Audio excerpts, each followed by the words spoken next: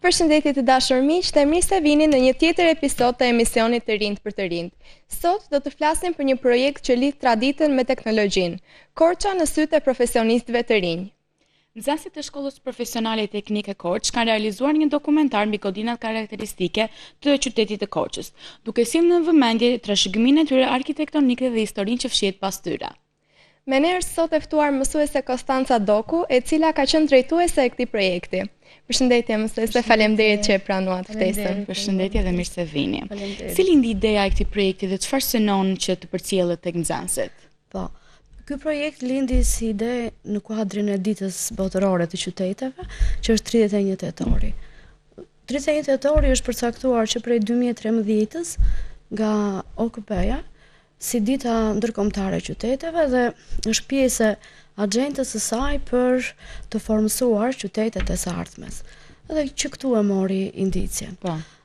Ky është një projekt që do shtrihet, nuk do mjaftohet vetëm me veprimtarinë që nisi si vit në këtë 31 tetor, do vazhdohet çdo 31 tetor me veprimtari të tjera që plotësojnë synimin e projektit. Çfarë synojmë nëpërmjet këtij projekti? Synojmë që në të rinjt të ndërgjegjësojmë si qytetarë të së ardhmes, të ndërgjegjësojmë për përgjegjësitë që i presin, për sfidat që i presin, për rregullimin, që mos e shikojnë qytetin thjesht si një hapësirë jetese, por ta shikojnë si diçka më shumë, që ata janë pjesë aktive e këtij qyteti, që duhet të ruajnë resurset, që duhet të luftojnë për një zhvillim të qëndrueshëm të qytetit, të jenë kritik, dhe njëkohësisht të krijojnë një hapësirë sa më funksionale si pjesë e këtij komuniteti të madh urban. E kuptoj. Sipas jush, sa e rëndësishme është që të rinjtë e këtij qyteti ta njohin trashëgiminë e saj arkitekturore? Për mua është thelbësore që të rinjtë duhet ta njohin, sepse nëpërmjet kësaj ata kultivojnë atë identitetin qytetar, identitetin urban, identitetin për qytetin e tyre. Arkitektura, ne e filluam si veprimtari të parë, titulluam arkitektura si kujtesë e qytetit Korçës. Dhe arkitektura nuk është vetëm një ndërtim, domethënë të konceptohet thjesht si ndërtim. Ajo është diçka më shumë, ajo është një libër që nëpërmjet tij të rrëfen për historinë, rrëfen për kulturën, për shpirtin e qytetit, për ecurinë, për sfidat që kanë kaluar që nga krijimi i qytetit edhe deri më sot. Kështu që ka një rëndësi të veçantë, sepse formëson identitetin qytetar, sepse krijon një lloj ndërgjegjësimi të rinjve që ndoshta sot është pak më e rëndësishme se sa në kohët më parshme. Po bashkëpunimi midis drejtimeve të ndryshme etik dhe ndërtim, si është ndërtuar? Patjetër. Kur u bë thirrja e nxënësve që do të promovojmë ditën e 31 tetorit, edhe e pritën shumë mirë. Jo vetëm kaq, po u ofruan shumë nxënës të drejtimit etik dhe të drejtimit të ndërtimit për të marrë pjesë në këtë aktivitet, që nga veprimtaria e parë dhe deri tek e fundit. Ata e pritën shumë mirë dhe ndërkohë, cili që mënyra se si alternuan punën.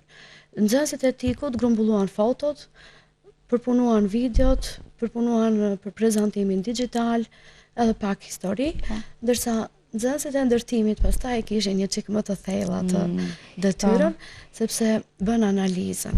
Ata analizuan strukturat, analizuan materialet e ndërtimit të objekteve më të rëndësishme të qytetit sipas kronologjisë, analizuan stilet. Dhe kështu u kombinua puna që përcollën në fund fare të projektit atë dokumentarin, që besoj që dhe juve jeni në ndjeni, që ishte goxha i realizuar mirë për nivelin e tyre. Të gjithë nxënësit kanë erdhur me dëshirën e tyre në projekt? Nxënësit erdhën me dëshirën e tyre. Fillimisht unë nuk doja t'i përzgjidhja në fakt, po thash jo, nuk po përzgjedh. Unë po i kërkoj kush nga këta e ndjen veten më mirë. Pata ju thash, pata shumë nxënës që u vetë ofruan, po kishim një numër të limituar. Kështu që atyre ju lami një avantazh në aktivitetin tjetër që do plotësoj temën e projektit, do marrin pjesë. Po duke qenë se shkolla juaj është një shkollë profesionale, çfarë përfitimesh ka sjellë ky aktivitet në aspektin profesional të nxënësve, po ashtu dhe edukativ? Patjetër që, shiko, çdo projekt që bëhet ka shumë dimensione. Ka dimensione që plotëson formimin profesional që plotëson edukimin, qytetar edhe jo vetëm. Edhe në këtë aktivitet, nga ana profesionale, për shembull nxënësit e etikut, u aftësuan dhe bën konkrete ato njohuritë që kanë marrë për montazhet, për përgatitjen e videove, në programet që kanë bërë në shkollë dhe në modulet e tyre. Edhe njëkohësisht nxënësit e ndërtimit u aftësuan sepse është shumë e rëndësishme që të mos bëhet vetëm teorike. Ajo duhet të alternohet, teoria me praktikën dhe sidomos kam vënë një gjë të tillë, se unë kam shumë vite që punoj me projekte dhe që punoj me nxënës të kësaj moshe, kam vënë një gjë të tillë, që ata i duan shumë projektet. I duan shumë projekte dhe ndjehen jashtëzakonisht mirë. Madje edhe një nxënës që në pjesën teorike, në ato orën rutinë, mund të mos japë maksimumin e tij, në një aktivitet, në një projekt, në një veprimtari ai jep më të mirën e tij. Dhe kjo është ajo, të themi, leverdia nga ana edukative, pastaj përfitojnë, ata bëhen qytetarë të mirë, mbajnë më shumë përgjegjësi për qytetin, ndërgjegjësohen për mënyrën se si duhet të funksionojë jetesa në një komunitet të madh urban që sot ka shumë sfida. Ju si mendoni se këto projekte të tilla mund të ndikojnë tek të rinjt, se si e shohin qytetin e tyre, apo me shumë dashuri apo me shumë përgjegjësi? Shiko, vura re në këtë projektin që punuam që këta krijuan një lidhje emocionale me Korçën.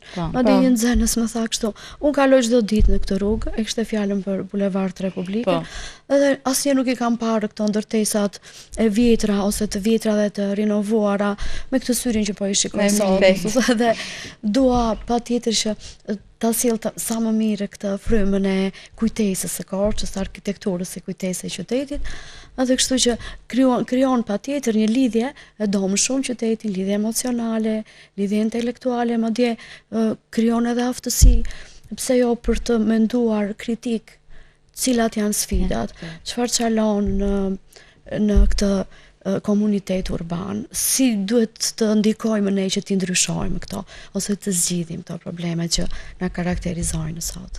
Madje vura re edhe diçka tjetër, që nëse teknologjia do përdoret për ose rrjetet sociale, se ata e shpërndanë projektin në rrjetet sociale, edhe vura re një interesim shumë të madh. Nëse teknologjia edhe njohuritë e pjesës së ndërtimit do të përdoren në këtë këndvështrim, atëherë ato do të jenë një vlerë edhe për të rinjt. Dhe pse jo, do t'ju kultivohet edhe një ndjesi që her pas here ta shikojnë edhe me këtë këndvështrim rrjetet sociale, për të promovuar vlerat e qytetit, për të promovuar historinë, dhe pse jo të jenë edhe kritik për të zgjidhur problematika dhe sfida. Çfarë mesazhi keni për të gjithë të rinjtë të këtij qyteti, qoftë edhe për të gjithë nxënësit që duan të marrin pjesë në aktivitete, pra të bëhen pjesë e tyre? Unë gjithmonë e them që të rinjve, përfshihuni në aktivitete, mbusheni kohën tuaj me aktivitete të cilat ju sjellin një vlerë, të cilat ju kultivojnë një ndërgjegje, një përgjegjësi. Edhe largohuni pak nga ajo rutina juaj që fokusoheni shumë në rrjetet sociale, fokusoheni shumë në teknologjia, po jo në atë këndvështrim që duhet. Duhet t'i alternojnë edhe pjesën e kënaqësisë që u sjell sipas preferencave të tyre, po dhe të mbajnë një çik përgjegjësi për mënyrën si duhet ta përcjellin në teknologji vlerën e qytetit apo të kujtesës kolektive. Shumë faleminderit sot këtu me ne. Ju urojmë gjithë të mirat. Faleminderit. Tani është momenti që të ndjekim një material të shkurtër për të na treguar më tepër për aktivitetin e kryer. Na ndiqni. Nxënësit e shkollës profesionale teknike të drejtimit TIK dhe ndërtim janë bërë pjesë e aktivitetit Korça në sytë e profesionistëve të rinj, ku kanë realizuar një dokumentar mbi ndërtesat karakteristike të qytetit, mënyrën e ndërtimit dhe vlerat arkitektonike që ato mbartin. Përmes këtij projekti të rinjt kanë pasur mundësinë të zbatojnë njohuritë teorike në praktik dhe të njohin më nga afër trashëgiminë ndërtimore të Korçës. Te ky dokumentar kemi folur për të gjitha ndërtesat e qytetit të Korçës në përgjithësi, duke filluar nga ajo më e vjetra tek ndërtesat e reja që janë më moderne në qytetin ton. Kemi folur për funksionin e tyre, mënyrën si janë ndërtuar, funksionin që kanë patur dhe mund t'ju kenë ndryshuar gjatë rrugës, për ndryshimet që kanë pësuar në përgjithësi. Qëllimi i këtij dokumentari ishte që të njihemi me godinat e Korçës, me këtë trashëgimi të pasur që ka Korça, dhe pse jo t'ja ulem edhe brezave të tjerë. Për drejtoren e kësaj shkolle, ky aktivitet shërben për të promovuar profesionistët që përgatit kjo shkollë, të cilët po tregojnë aftësitë e tyre në mënyrë kreative dhe praktike. Në këtë aktivitet ne kemi ftuar disa nga institucionet e qytetit Korçës që lidhen me pjesën e ndërtimit për t'i treguar profesionistët e rinj, të cilët ndjekin shkollën profesionale teknike, kanë filluar të përgatiten për të ardhmen dhe shpresojnë që shumë shpejt ne t'i dhurojmë qytetit inxhinierët e mirëfill të ndërtimit. Ky aktivitet ka shërbyer si një nxitje e rëndësishme për edukimin profesional dhe ndërgjegjësimin mbi ruajtjen e identitetit kulturor të qytetit.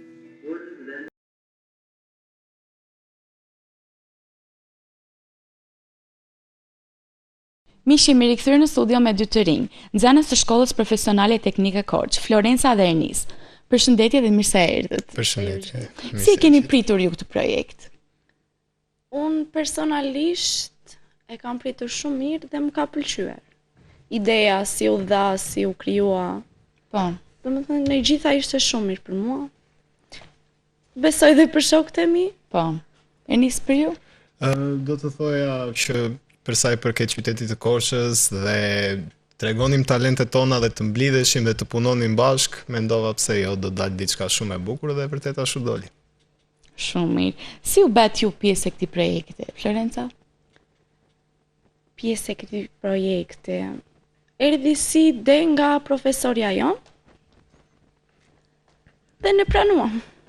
Pranuat. Po, na pëlqeu si ide, domethënë dhe cila ishte puna juaj atje? Ne ishim moderatorët, ata të cilët do prezantonin projektin. Më flisni pak më shumë për projektin.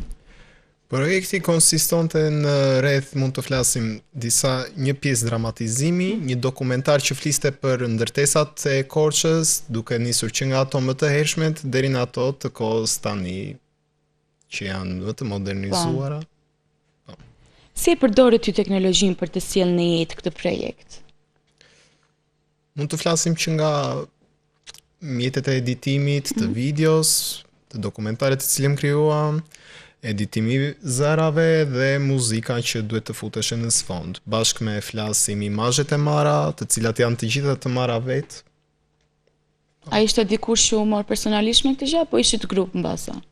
Neve ishim një grup, por kishim edhe mbikëqyrësin profesor, i cili na udhëzovi dhe na ndonjë si të thuash mbi kokë për kësaj gjëje. Po.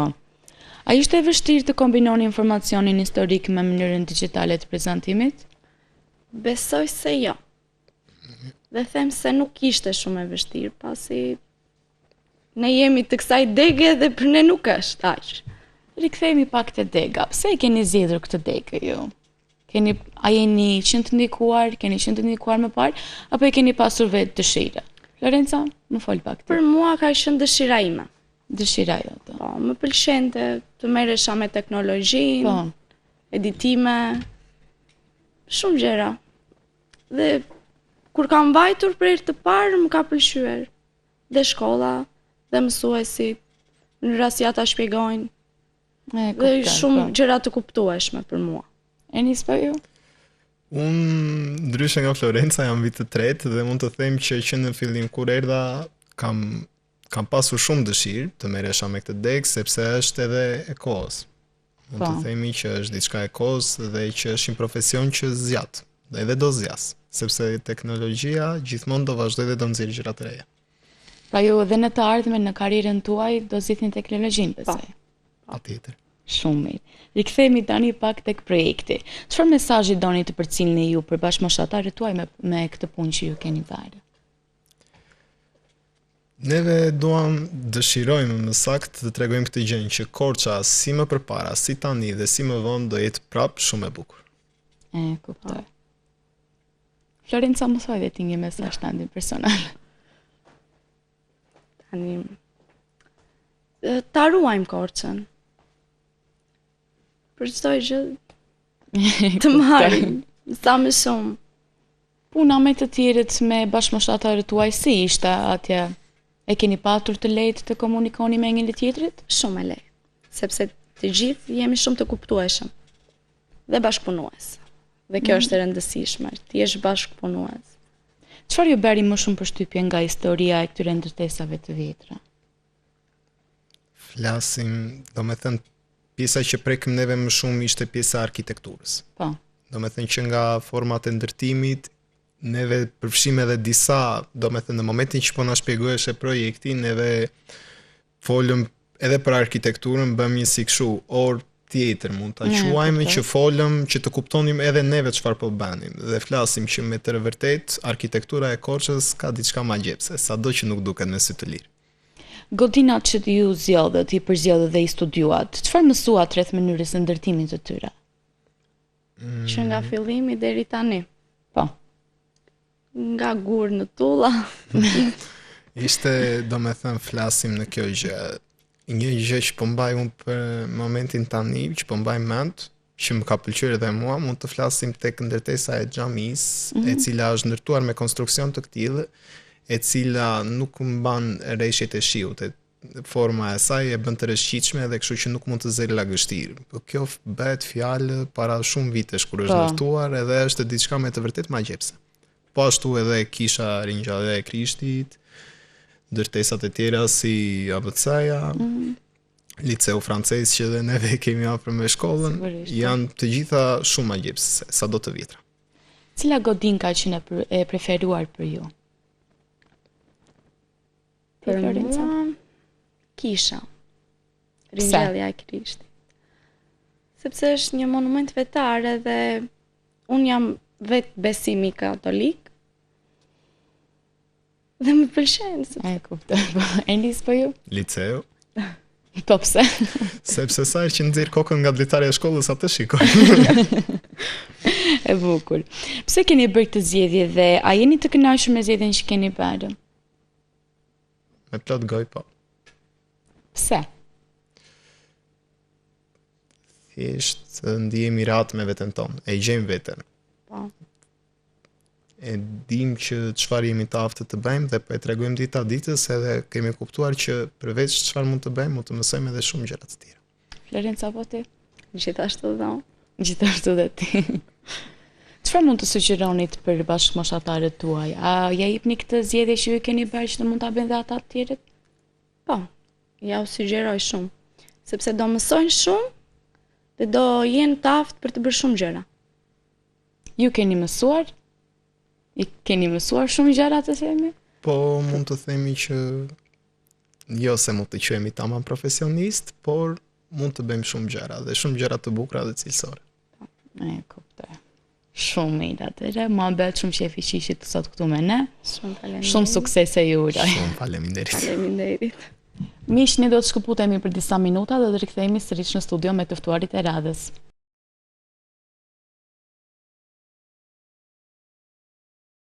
Jemi rikthyer përsëri në studio, këtë radhë me dy nxënëse të tjera të Shkollës Profesionale Teknike, Gjeni dhe Sibela. Faleminderit vajza. Edhe vajzat kanë qenë pjesë e këtij aktiviteti. Dhe fillimisht dua t'ju pyes edhe ju se si lindi ideja për këtë aktivitet dhe çfarë synon ajo që të përcjell tek të gjithë nxënësit. Flasona after. Në fakt, projekti lindi nga mësuesja jon, kujdestar. Do me thënë informuam si të organizoshe, do me thënë... Po. Organizimi i Korçës në qytetin tonë që ka arsimin, kulturën dhe traditën. Ne morëm e pranuam këtë ftesë dhe doli me sukses. Po. Kjo projekt që bëm. Dhe për nxënësit ja përcjellim që Korça nuk është vetëm një qytet. Korça është dritarja e dijes, kulturës dhe traditës. Për mendimin tuaj, sa i rëndësishëm është që të rinjt ta njohin vlerën e arkitekturës së Korçës, mbi trashëgiminë arkitekturore të këtij qyteti? Mund të them që duhet ta dinë se ka plot vlerën, ka artin, mbi të gjitha, siç thash edhe më parë, arsimin, që ka shkollën e parë shqipe. Dhe tradita që kemi dhe ngelet. Po. Si është ndërtuar bashkëpunimi mes dy drejtimeve, pra drejtimit të tikut dhe të ndërtimit? Çfarë pune ka bërë njëri drejtim dhe çfarë pune drejtimi tjetër? Ne do me thënë jemi drejtimi etik dhe jemi marrë do me thënë me skeqin, do me thënë me fjalët duke kryer sa më shumë prova, do me thënë të gjithë shokët. Eksaktësisht për çfarë ka qenë skeqi juaj? Pra çfarë rolesh kishit patur ju në skeq? Skeqi jon, do me thënë kishte në rëndësinë e tij ndërtesat, do me thënë gjatë viteve, si ka ndryshuar arkitekturën e tyre, do me thënë dhe rëndësinë. Po, unë kisha shpinë e viteve para viteve 30, dhe ku kishte të bënde të fliste për Korçën e vjetër, të cilin i quajtur dhe më parë Paris i vogël, dhe do me thënë doli shumë mirë. Ndërsa unë isha shtëpia moderne, i cila përfaqësonte modën, do me thënë elegancën e saj.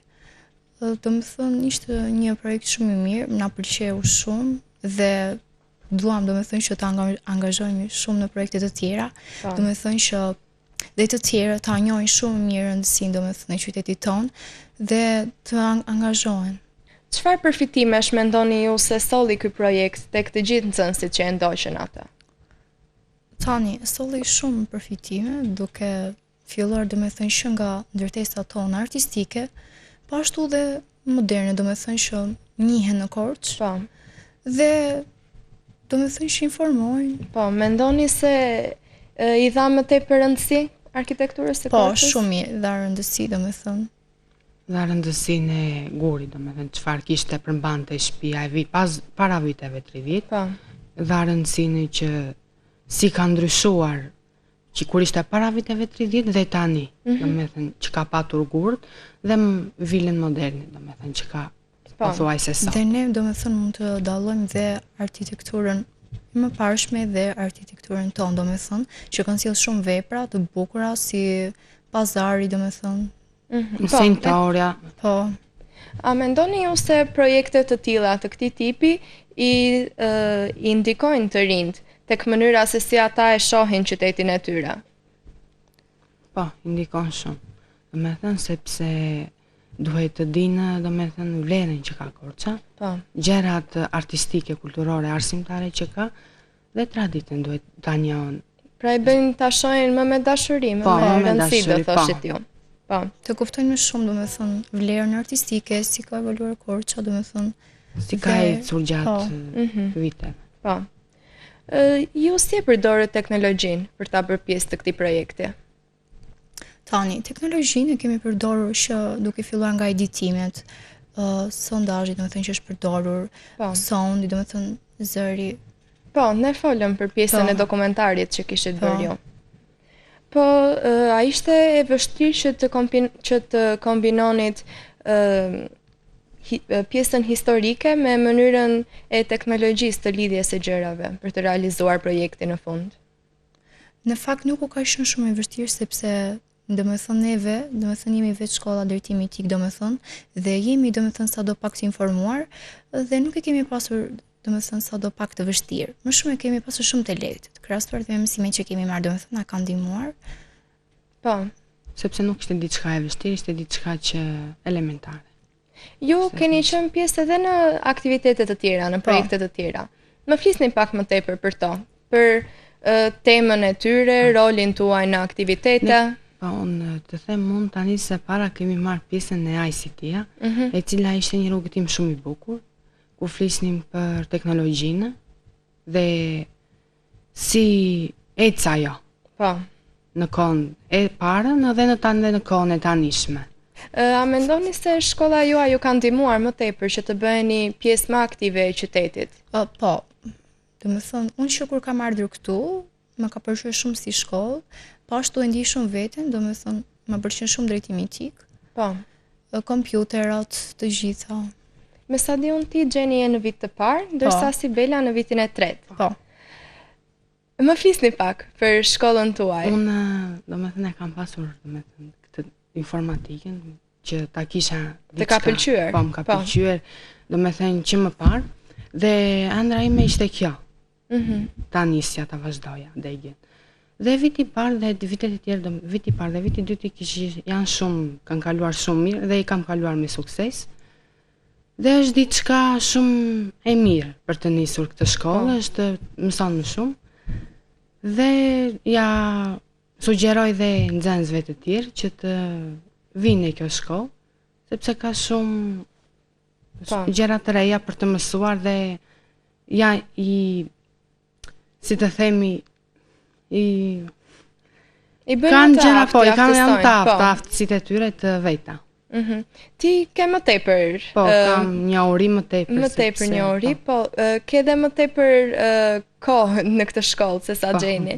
Prandaj do të pyes ty, a mendon se ky drejtim është një drejtim me vështirësi të lartë për studim? Tani për vështirësi të lartë me mund ta themi, po nuk është shumë, nëse ke diçka me qef dhe me dëshirë që mund ta kesh ëndër e realizon dhe nuk është futet fare tek gjërat e vështira. Po. Kjo pjesë. Dhe prandaj thash edhe më parë, ja u sugjeroj sepse kanë aftësinë më të mirë dhe më të parë. Nuk e shoh se shkolla jo, domethënë sjell shumë përfitime të mira, si në tregun e punës, po ashtu dhe të diploma. Po, ju ndjeni të sigurta për tregun e punës. Sidomos dhe tani teknologjia po avancon më shumë, jo vetëm tek ne, po edhe në të tjerë. Dhe në ditët e sotme teknologjia është një mjet shumë i fuqishëm që ne mund ta përdorim në çdo aspekt të jetës. Si dha inteligjenca artificiale që në po na ndihmon shumë, domethënë po avancon shumë në kohën e sotme. Po. Për të Gjeni, si ka qenë viti i parë? Pra ndryshimi nga cikli nëntëvjeçar tashmë në gjimnaz, në shkollë profesionale. Po, domethënë unë kam zgjedhur drejtimin TIK sepse kisha shumë shef domethënë ta ndiqja për TIK, domethënë për informatik. E ke patur gjithmonë pasion? Po, e kam pasur sepse më pëlqejnë shumë kompjuterat, domethënë dhe programet, domethënë si janë, domethënë ti njohësh pak më mirë. Edhe si fillim viti i parë nuk më duke shumë vështirë, po përparësisht se janë disa lëndë që duan pak më përkushtim dhe sa më shumë ushtrime, domethënë që të përforcoj sa më shumë njohuritë. Po, më flisni pak për lëndët që ju ndërmerrni në shkollën tuaj.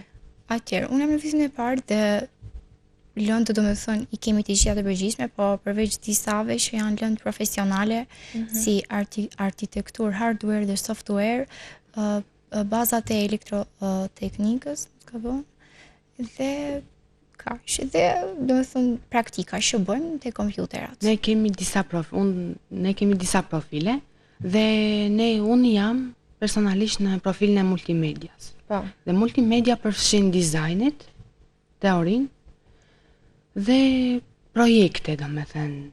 Dëshiron që edhe kur të vazhdosh në universitet, të vazhdosh për degën e multimedias në këtë fushë. Po. Po për ty Gjeni, apo është ende shpejt, nuk e ke një ide? Po, dhe unë domethënë kam shumë shef, domethënë që mos e lek të shkollë vetëm një diplom, por ta ndjek dhe më lart. Domethënë këto njohuri që kam t'i zhvilloj sa më shumë, që nesër të kem një profesion më të mirë se ky që kam. Po. Pra ju të dyja e sugjeroni shkollën tuaj, për të gjithë të rinjt. Po. Po, çfarë mesazhi tjetër do të kishit për të gjithë bashkëmoshatarët tuaj, qoftë për aktivizimin në projekte të tilla?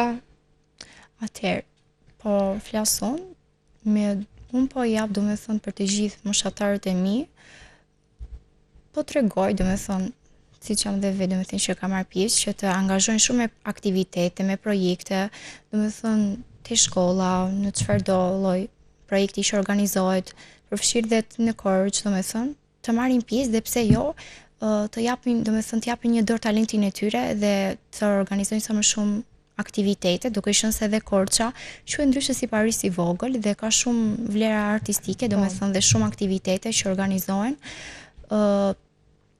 të marrin pjesë dhe të mos e angazhojnë të pjesë, po të japin sa më shumë, domethënë të mos këndrojtje, të marrin pjesë në të gjitha aktivitetet. Sepse dhe qytetit i shkon shumë, është diçka domethënë që posaçërisht për këtë vend. Po. Shumë faleminderit vajza. Asgjë kënaqësi që ishim me ju.